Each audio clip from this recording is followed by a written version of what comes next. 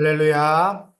오늘은 갈라디아서 3장의 본문으로 믿음으로 의롭다함을 얻음, 믿음으로 의롭다함을 얻음이라는 제목으로 하나님의 은혜의 말씀 나누도록 하겠습니다. 먼저 갈라디아서 3장의 내용의 좀 배경을 좀 살펴보면 갈라디아서는 갈라디아 지역 교회들에게 보낸 편지입니다. 당시에 갈라디아 지역에 사도 바울이 1차 전도 여행을 다녀오죠. 그 이후에 거짓 교사들, 성경에는 유대 율법주의자들이다라고 그렇게 기록되어 있는데 율법 준수를 강조하면서 바울이 전한 복음을 부정합니다. 믿음으로 구원받는 것 아니다. 율법과 할례를 지켜야 한다라고 주장했던 상황 가운데 바울이 강하게 반박하는 내용이 갈라디아서의 이야기입니다. 특별히 3장은 1절부터 14절까지는 믿음으로 의롭다함을 얻는다라는 복음의 원칙을 바울이 다시 한번 재확인하는 내용을 담고 있고요. 15절부터 22절까지는 율법은 약속을 대신할 수 없으며 오히려 죄를 깨닫게 하기 위해 주어진 것일 뿐이다 라는 것을 바울이 논증합니다.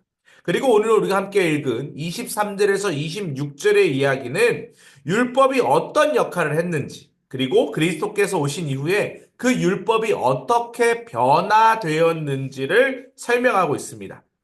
오늘 바울은 율법의 기능이 감옥 또는 몽학선생, 초등교사 이런 단어를 사용하죠. 임시적인 역할에 불과하면서 그리스도의 오심으로 그 역할이 종료되었음을 강조하는 것이 오늘 본문의 가장 중요한 포인트입니다. 즉, 믿음이 오기 전과 온 후의 삶의 근본적인 변화가 어떻게 이루어져야 하는지를 다루는 이야기가 오늘 본문의 이야기다라고 이해하시면 되겠습니다. 자, 그러면 구체적으로 믿음으로 살려면 어떻게 해야 하느냐? 세 가지를 이야기하는데요. 첫 번째, 죄를 깨달아야 한다. 두 번째, 하나님의 자녀답게 살아야 한다. 세 번째, 진리를 추구해야 한다. 이런 논점으로 우리가 한번 말씀 속으로 들어가 보도록 하겠습니다. 먼저 죄를 깨달아야 한다. 바울은 믿음이 오기 전에 우리는 율법 아래 매인 바 되고 믿음의 때까지 갇혀 있었다라고 이야기하죠. 율법은 죄를 깨닫게 하면서도 하나님께로 나아가는 초등교사의 역할을 했다라고 이야기합니다. 즉, 믿음이 오기 전에는 율법 아래 갇혀 있었는데 장차 나타날 믿음이 계시될까지 갇혀 있는 상황이었다라는 거예요. 즉, 인간은 율법이 죄 아래에 가두어지는 기능을 하는 상황에서 그 안에 있었다. 그런데 그것을 자유케 하려면 누가 와야 된다? 그리스도가 와야 한다라는 것을 이야기하고 있죠. 오늘 본문에서는 이것을 몽학선생, 또 초등교사 이런 단어를 사용하는데 우리가 믿음으로 의롭다 하기 위한 목적이 있었다라는 거예요. 즉 율법은 구원의 길이 아니라 구원자이신 그리스도를 만나도록 이끌어가는 초등교사, 길잡이의 역할을 했다라는 것이죠. 하나님은 자신의 백성이 세상에서 거룩히 구별하며 살도록 친히 율법을 세워주셨습니다. 맞습니다. 어두운 시대를 살아가는 사람들의 죄를 범하지 않도록 동시에 죄가 드러내 깨닫게 하기 위해서 율법을 만들어주신 것이 맞죠. 바울은 그러나 율법의 역할은 예수님이 오실 때까지라고 단언했습니다. 믿음이 오면 율법의 역할은 중지되고 그 속박에서 해방된다라고 오늘 가르치고 있는 것이죠. 그래서 25절에 보면 믿음이 온 후로는 초등교사가 필요가 없다. 이제 믿음이 왔으므로 우리는 더 이상 율법 아래 있지 않는다라고 이야기합니다.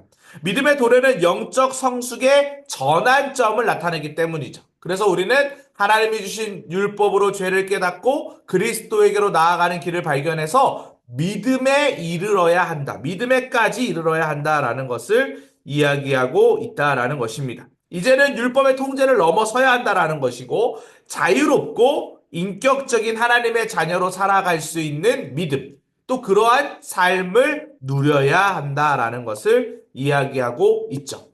그래서 우리가 어떻게 해야 합니까? 하나님의 자녀로 살아야 한다라는 거예요. 율법은 그리스도에게로 우리를 인도하고 그리스도를 믿는 믿음으로 우리는 의롭다 되었습니다.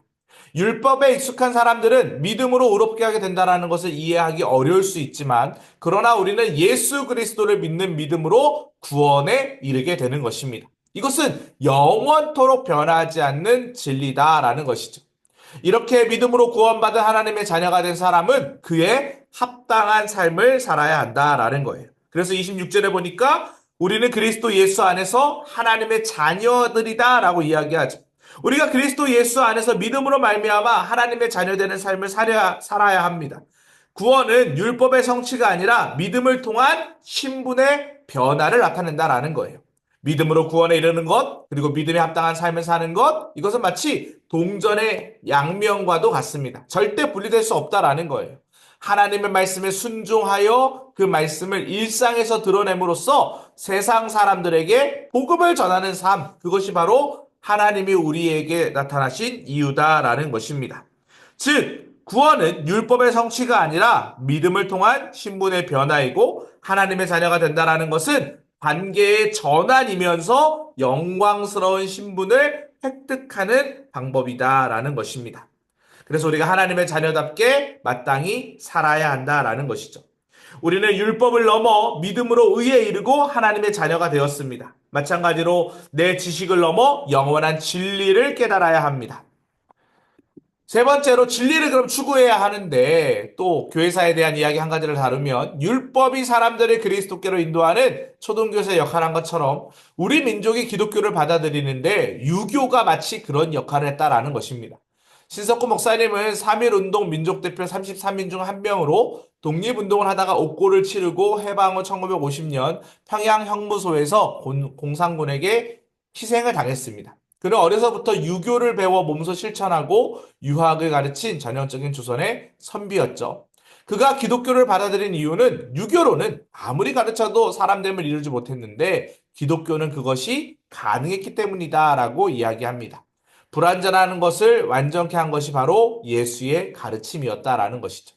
신석구에게 공자는 초등교사였고 예수는 완전한 교사였다라는 것입니다. 사람이 아무리 지식과 지혜가 뛰어나도 분명히 한계가 있습니다.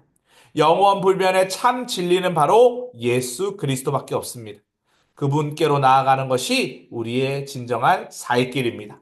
우리 사랑하는 모든 성도들이 다 예수 그리스도께로 나아가기를 주님의 이름으로 간절히 축복합니다.